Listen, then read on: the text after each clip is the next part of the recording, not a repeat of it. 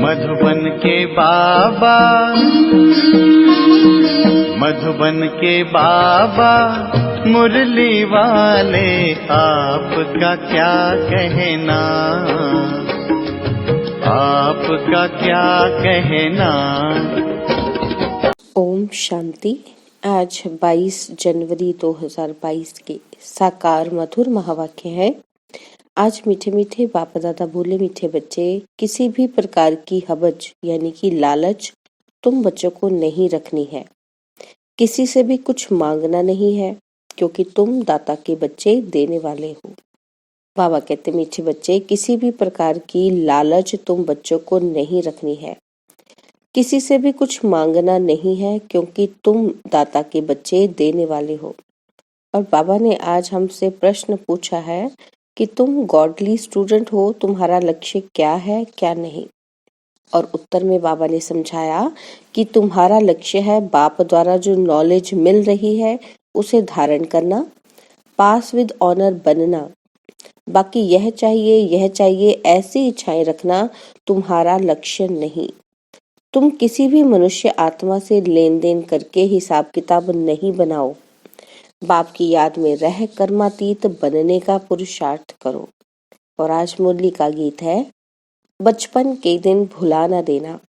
ओम शांति। बच्चे जानते हैं कि ये है रूहानी बाप और बच्चों का संबंध। रूहानी बाप अब बैठे हैं और बच्चे भी बैठे हैं। सन्यासी आदि होंगे, अपने आश्रम से कहाँ जाएंगे तो कहेंगे कि फलाना सन्यासी फलानी जगह रहने वाला है। गीता शास्त्र आदि सुनाते हैं। बाबा कहते, वह कोई नई बात नहीं है। ईश्वर सर्वव्यापी कहने से सारा ज्ञान ही खत्म हो जाता है। अब यह तो है रूहानी बाप, जिसको सब रूहें याद करती हैं। रूह ही कहती है कि ओ परमपिता परमात्मा। जब दुख होता है तो लौकिकों को कुछ नहीं कहेंगे, बेहद के बाप को ही याद करेंगे। भगवान को याद करते ना, फिर मंदिरों में जाना शुरू करते हैं। अपने पिता से नहीं कहते, भगवान के आगे फरियाद करते हैं। तो वही बाबा कहते हैं कि जब दुख होता है तो लौकिकों को कुछ नहीं कहेंगे, बेहद के बाप को ही याद करेंगे। सन्यासी होंगे तो ब्रह्म तत्व को याद करेंगे, वह है ही ब्रह्म ज्ञानी। बाप को ही याद नहीं करते। शिवोहम कहते हैं कि मैं आत्मा सो परमात्मा हूँ। फिर ब्रह्म अथवा तत्व तो रहने का स्थान है। यह बातें बिल्कुल नई है। यह ज्ञान प्राय लोप हो जाता है। यह जो शास्त्र है उनमें मेरा ज्ञान नहीं है। बाबा कहते, मेरे बारे में किसी भी शास्त्र में नहीं है। मेरा ज्ञान ना होने के कारण तुम जब किसी को समझाते हो तो कहते हैं यह तो नई बात है। निराकार परमात्मा ज्ञान देते हैं, यह उन्हों की बुद्धि में ही नहीं आता है, पता ही नहीं चलता उनको। वह तो समझते हैं कि ज्ञान कृष्ण ने ज्ञान सुनाया है, तो मूंझ पड़ते हैं। बाप तो एक एक बात सिद्ध करके बतलाते हैं। भक्ति मार्ग में तुम सब याद करते हो। भगत तो सब भगत ही है, भगवान तो एक होना चाहिए। सर्व में भगवान समझने से सभी को पूजने लग जाते हैं। पहले अव्यभिचारी एक शिव की भक्ति होती है, परंतु ज्ञान नहीं रहता कि वह क्या करके गए हैं, कब आए थे, यह नहीं जानते हैं। परंतु वह है सतो प्रधान भक्ति। पूजा उसकी होती है जिससे सुख मिलता है। लक्ष्मी नारायण के राज्य में भी अपार सुख था। वह स्वर्ग के देवताएं थे। लक्ष्मी नारायण को सत्युग का पहला पहला महाराजा महारानी मानते हैं, परंतु सत्युग की आयु नहीं जानते हैं। बाप हर एक बात बच्चों को ही समझाते हैं। बच्चे ही ब्राह्मण बनेंगे, यह नई रचना है ना। तुम सबको समझा सकते हो कि परमपिता परमात्मा प्रजापिता ब्रह्मा द्वारा नई सृष्टि रचते हैं। यह तो सब समझते हैं, नहीं तो प्रजापिता क्यों कहते हैं।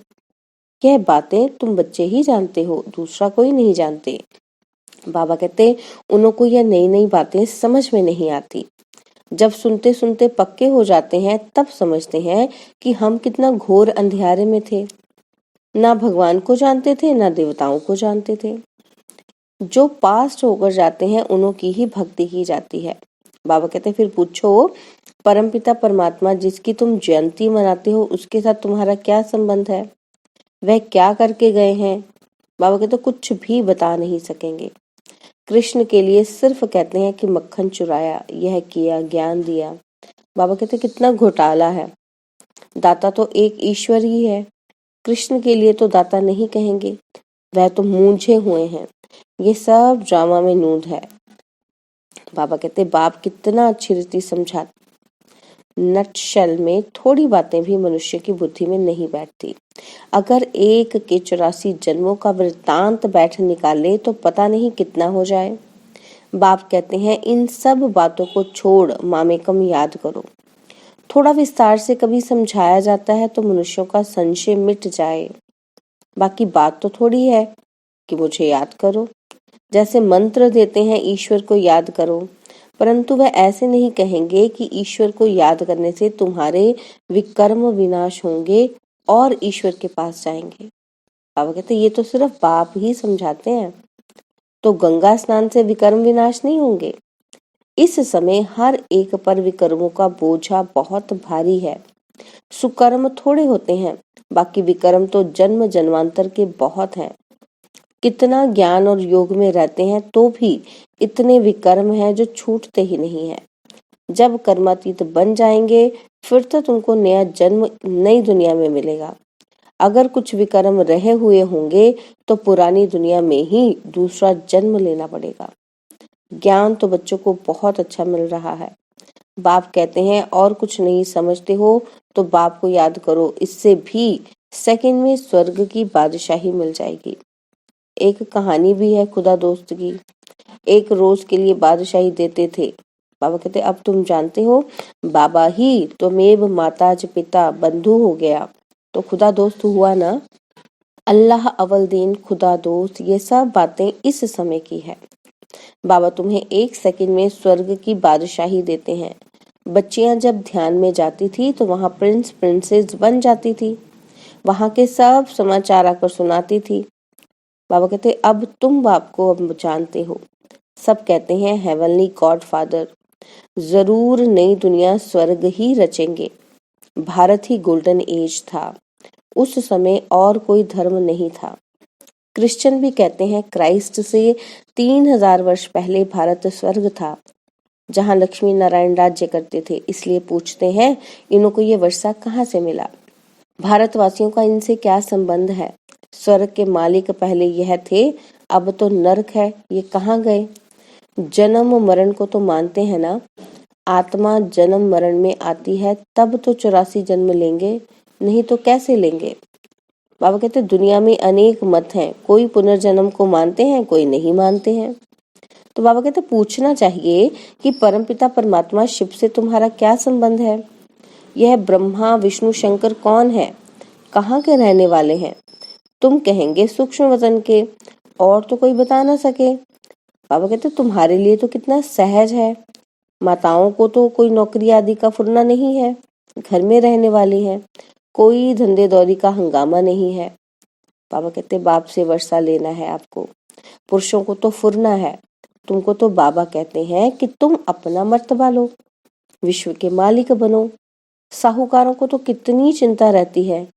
बाबा कहते दुनिया में रिश्वत खोरी भी बहुत है, तुमको रिश्वत लेने की कोई दरकार ही नहीं, वह तो व्यापारियों का काम है, तुम इनसे छूटे हुए हो।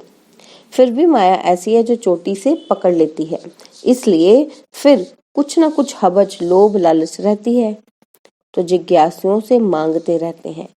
बाबा कहते हैं कि किसी भी बच्चे को किसी से भी मत मांगो। तुम दाता के बच्चे हो ना, तुमको देना है ना कि मांगना है। तुमको जो कुछ चाहिए शिव बाबा से मिल सकता है, और कोई से लेंगे तो उनकी याद रहेगी। हर एक चीज शिव बाबा से लेंगे तो शिव बाबा तुमको घड़ी घड़ी याद पड़ेगा। शिव बाबा कहते हैं कि तुम्हारे लेन देन का हिसाब मेरे साथ है। यह ब्रह्मा तो बीच में दलाल है, देने वाला मैं हूँ। बाबा कहते मेरे से तुम कनेक्शन रखो थ्रू ब्रह्मा। कोई भी चीज औरों से लेंगे तो तुमको उनकी याद आएगी और तुम व्यभिचारी बन जाएंगे। शिव बाबा के भंडारे से तुम चीज ले लो और किसी से मांगो मत, नहीं तो देने वाले को नुकसान पड़ता है, क्योंकि उसने शिव बाबा की भंडारी में नहीं दिया। देना चाहिए शिव बाबा की भंडारी में।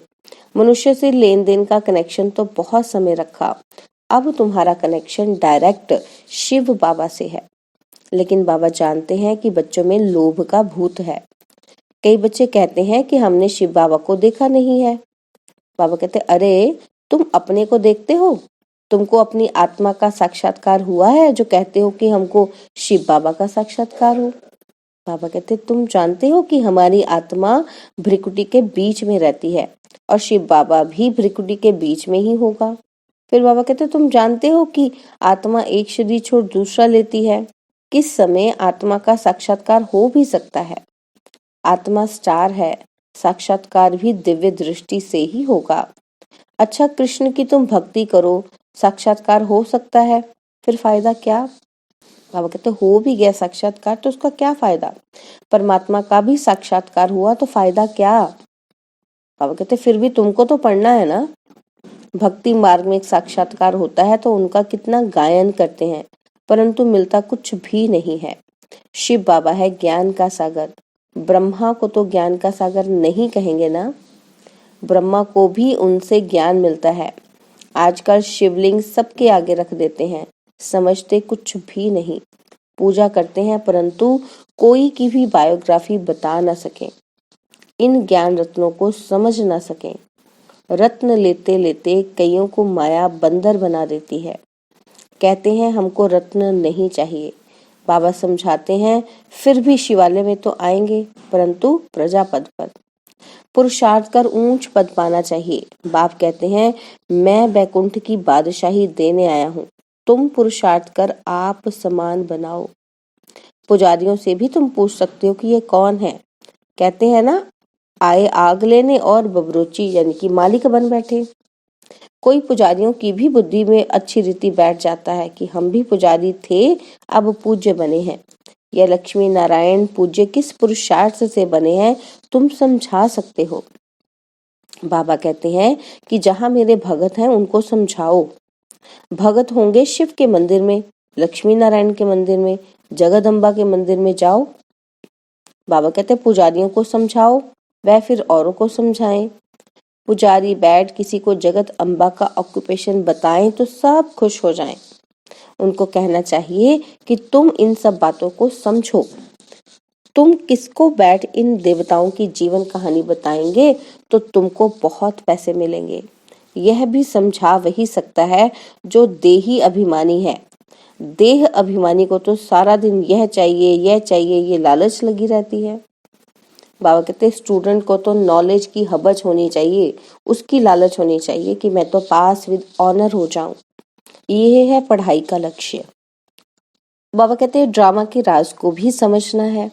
ड्रामा कोई लंबा नहीं है, परंतु शास्त्रों में इनकी आयु लंबी लिख दी है, तो यह सब बुद्धि में आना चाहिए।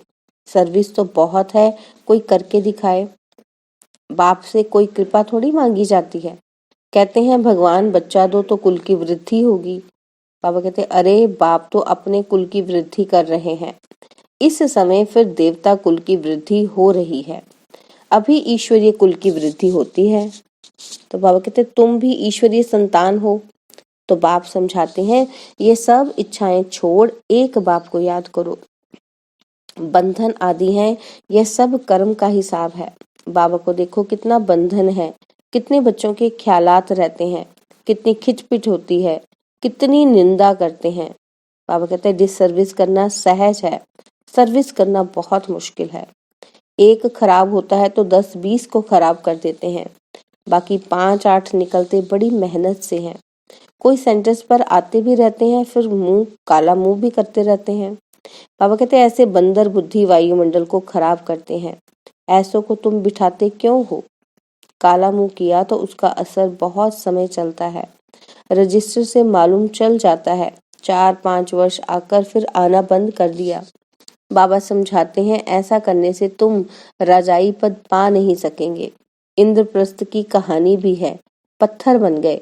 बाबा कहते तुम भी पत्थर बुद्धि बन पड़ेंगे, पारस बन नहीं सकेंगे, फिर भी पुरुषार्थ नहीं करते। यह भी ड्रामा में नूंद है। राजधानी में नंबरवार चाहिए, नौकर चंडाल आदि सब चाहिए। अच्छा, मीठे मीठे सिकिला दे बच्चों प्रति माता पिता बाप दादा का याद प्यार और गुड मॉर्निंग। रूहानी बाप की रूहानी बच्चों को नमस्ते। हम रूहानी बच्चों की रूहानी बाप दादाजी को दिल व जान सिकवा प्रेम से नमस्ते। ओम शांति। प्यारे बाबा, मीठे बाबा, मेरे बाबा, शुक्रिया बाबा, शुक्रिया बाबा, शुक्रिया बाबा। धारणा के लिए मुख्य सार है, पहला पॉइंट कि लौकिक सब इच्छाएं छोड़ ईश्वरीय कुल की वृद्धि करने में मददगार बनना है, कोई भी डिससर्विस का काम नहीं करना है। और सेकंड पॉइंट है, लेन देन का कनेक्शन एक बाप से रखना है, किसी देहधारी से नहीं। चारों ओर की, बाबा ने वरदान दिया कि चारों ओर की हलचल के समय अव्यक्त स्थिति व अशरीरी बनने के अभ्यास द्वारा विजयी भव। वरदान है, चारों ओर की हलचल के समय अव्यक्त स्थिति व अशरीरी बनने के अभ्यास के द्वारा विजयी भव। बाबा ने कहा कि लास्ट समय में चारों ओर व्यक्तियों का, प्रकृति का हलचल और आवाज होगा, चिल्लाने का, हिलाने का वायुमंडल होगा। ऐसे समय पर सेकंड में अव्यक्त फरिश्ता सो निराकारी अशरीरी आत्मा हूँ, यह अभ्यास ही विजयी बनाएगा।